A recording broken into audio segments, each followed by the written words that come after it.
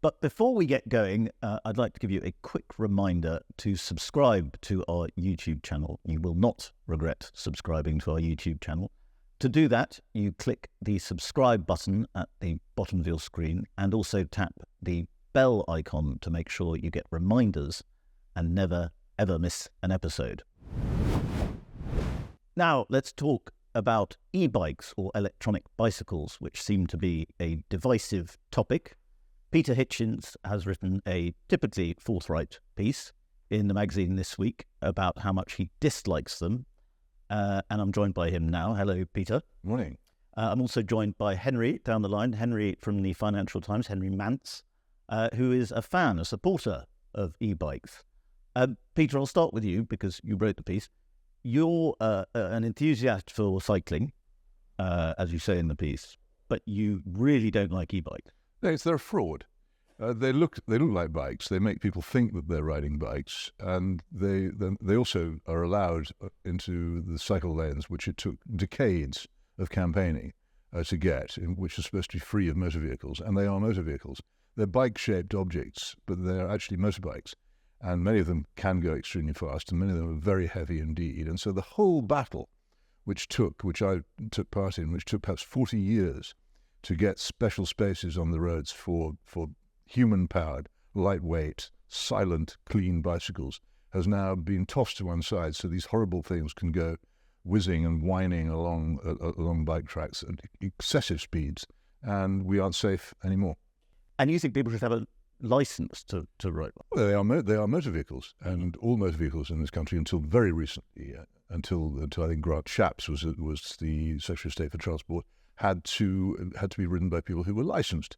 And now this has been dropped, both for e-bikes and for their hideous cousins, the e-scooter, with results which I think will carry on bothering us for many years to come. And people will wonder in times to come why we were so stupid as to make these things legal and to allow people to ride them without any serious qualification. I have a motorcycle license, and it's quite a hard thing to get. And they're actually quite hard things to ride. And I think if you're going to ride motorbike, you should learn how to do it and get a license.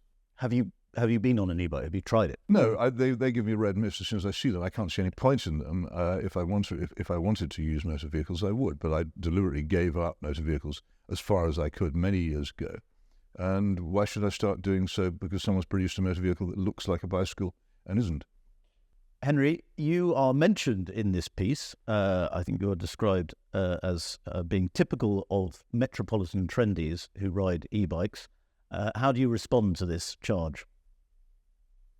I mean, I take it as a huge compliment, Freddie, and rarely. But I think Peter's problem is that he's too young and fit and full of energy, and he doesn't quite appreciate the role that e-bikes can play. It's actually quite nice to discuss this topic because, as you say, it's very divisive. But it's nice to discuss it with someone like Peter who gets the principle and who is on board with changing what our cities look like, rather than someone who just wants to continue throwing more cars down the same streets, which I think has had lots of bad effects. And really, whether you're on the left or the right, there should be a good case for cycling and active travel being a bigger part than more SUVs, etc. But I think Peter's wrong to say that these are basically motorbikes. The real difference with an e-bike is you still have to pedal to get any support from the motor. So you can't just sit on it and whiz up a hill. But these bikes, although they're a bit sturdier than the pedal bike you might be used to, they're not a motorbike, right? A line bike, which people will see around London, weighs about 35 kilograms. A motorbike would be 10 times that. And, a Volkswagen Golf is over a ton. So really, these things do still belong in the segregated cycle lane. And what I think they really do is open up cycling to a whole range of people who don't have Peter's energy, who live on a hill. London is not Amsterdam. We can't change the geography. We need to get more people cycling, and offering them a bit of assistance, making it a bit less hard work, is one way of doing that. Except that it isn't. You may have to actually turn the pedals to get an e-bike to go uphill, but you're not doing what I'm doing when I go uphill. I often have to stand on the pedals to go uphill. But I know that it's extremely valuable exercise. It's sweet of you to call me young. I am, in fact, nearly 72. But the truth is that if I am fit, then it's because I have been doing the hard business of pedaling a powerless bicycle for many years, often uphill. And if people want fitness from bicycles, they have to do that. And there's no point to taking any e-bicycle. I'm overtaken by them all the time, by people who obviously haven't been, as I've been, cycling for decades, who just get on them and can achieve speeds without any real serious effort that it takes me a really major effort to get to. They are not even remotely comparable in their ability to provide exercise to proper bicycles. And they may not be as heavy as motorbikes, I agree with you about that, but the ordinary ones, the ones I'm constantly picking up from where they're dumped on the pavement, weigh 2.5 times as much as an ordinary bicycle. And the great big cargo machines can be about 5 times as much. And these really are very powerful motor vehicles. But they are motorbikes because they are bicycles which have a motor. They're possibly more comparable to the things which were actually called mopeds probably 40 or 50 years ago. The word is now widely misused, and there were motor-assisted bicycles. But you had to have a license for those. And again, you had to pedal them, but the pedals did a little bit, but the motor did most of it. Let's not pretend the motor is doing most of the work. Without the motor, the things would be simply too heavy to ride. What I sense is, I think when anesthesia came along in the 19th century, there were some doctors who opposed it on the basis that, you know, people should suffer and it was a good idea to get a sense of their pain. It was helpful for the medical process. I think some of that may still be around in the way we approach childbirth, but and that's kind of the attitude that I see seeping through from some traditional cyclists towards e-bike. The idea that cycling should be a very active thing. It should be hard on a rainy day. It should be hard to go up a hill. This will get you fit. And the problem is that a lot of people just haven't warmed to that. I mean, I'm very happy to go out on a normal bike as well as an e-bike. I enjoy it. But a lot of people just haven't wanted to do that. They've got in their cars instead. And so how do we get them out of their cars? We offer them a slightly easier cycling experience. Well, there's many ways of getting people out of cars. The principal one, which of course the Swiss are very good at, is providing first-rate public transport. That gets people out of their cars. You're never going to get an awful lot of people immediately to start cycling. What a lot of people don't realize is, I think, the Dutch, until about the late 50s and early 60s, were just as car mad as we were, and their cities were just as car congested. They took an actual decision as a government and a people to turn away from this and to promote cycling. And it's taken many, many years to get to where they are now. And of course, they have the curse of the e-bike too, which is strongly opposed by many Dutch cyclists because they don't want these things in cycle lanes. But the truth is that it will take a long time. It's nice to do with anesthetic. And one of the reasons I don't ride a motorbike anymore is that I had a very bad accident on one, and I was lying by the roadside in considerable pain. I was very glad when I got anesthetic.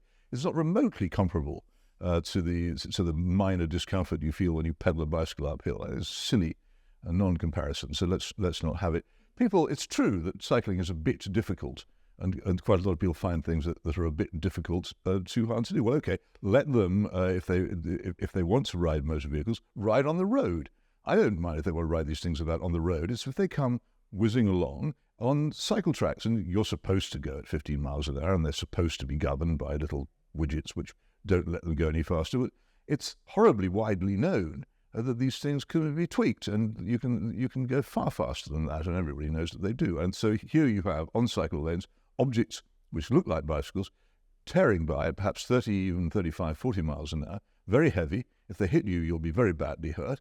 And the whole purpose of the cycle lane, to segregate the vulnerable cyclist, a human frame on a small, lightweight machine, from heavy traffic, has been undermined in a matter of, I think, 2 years. It's gone from bliss being on cycle lanes in London to being an absolute nightmare. Henry, is the problem not just what's going on the lanes, but the clutter outside the Spectator's office at the moment? There are 3 human forests, which is one of the rental systems, if you like, of e-bikes in London. And that's what people object to the most. I suppose this question applies to both of you, is that they do clutter up pavements. There are e-bikes everywhere. There are also e-scooters everywhere. Is that a problem, do you think? Yeah, and I think that we should hunt very hard for the 3 Spectator journalists who have left those bikes outside the office. But no, I think you're right, and I think when these new technologies come along, they do bring teething troubles. I mean, do you remember when mobile phones came along and everybody was talking very loudly in train carriages, and it seemed like our future would be a complete hell of listening to other people's mobile phone conversations, and we sort of developed norms around that. And everyone texts now anyway, so no one ever picks up the phone.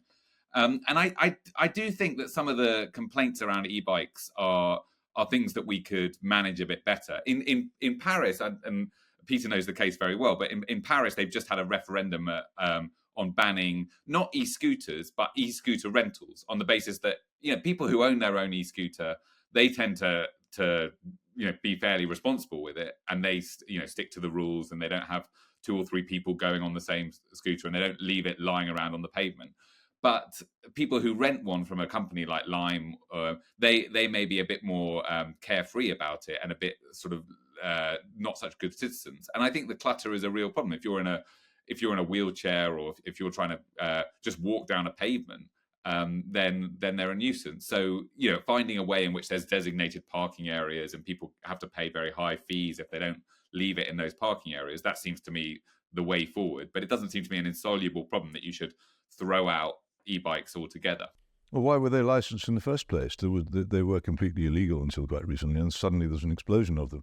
It's not a question of throwing them out. The real argument is why we took this step, which is still, in my view, reversible, and whether it was wise to do. It's not just, I have to say, on cycle lanes that these things would be found. I was quite near Bracken House, your wonderful offices, a few months ago, and I was nearly sent to my reward by an e-bike, which must have been doing 30 miles an hour along the pavement in the city of London. Fortunately, I still have enough of a sense of hearing to notice it coming, but it was very close round thing. And that's the second time in my life that I've come close to being erased by an e-bike. They are dangerous. And they, as I say, they're not properly licensed, they're not properly regulated. Anything of this level of danger in any other area of life would be regulated, and so it's licensing. These things are just allowed out everywhere, and they are growing in number. Every day there are more of them. And if nobody does anything about it soon, we are going to regress it. And here I am just making this point, and also trying to get cycling campaigners who have accepted them in a rather open-mouthed way to see that there is a huge difference between a human-powered silent machine and a heavyweight motorbike capable of 30 or 40 miles an hour. And they shouldn't allow them to be mixed up, and they shouldn't be allowed on cycle lanes, and they also shouldn't be allowed on pavements. One other thing which we need to do, of course, is to introduce a fantastic idea in this country, which I think other countries have, which is called a police force. You hire people to enforce the law, and you make them walk around the streets stopping people who break the law. We don't have one of these, at least if we have, I haven't seen any trace of it. But if we have one of those, then we can obviously sort this thing out. On that emphatic note, I think I actually agree with you on that. That, you know, where is the enforcement? Where is the enforcement of bad driving everywhere? But let me give you an example. I mean, I have a normal bike which I will take occasionally into the office, but I'll take around town. And then if I want to go somewhere with my kids, then I put them on the back of a cargo bike. They get strapped in, and it's only possible with the motor. Let's not get started on cargo bikes. Let's not do that. That's a whole other debate. We'll do that in the next edition. But Henry and Peter, thank you very much for coming on Spectator TV.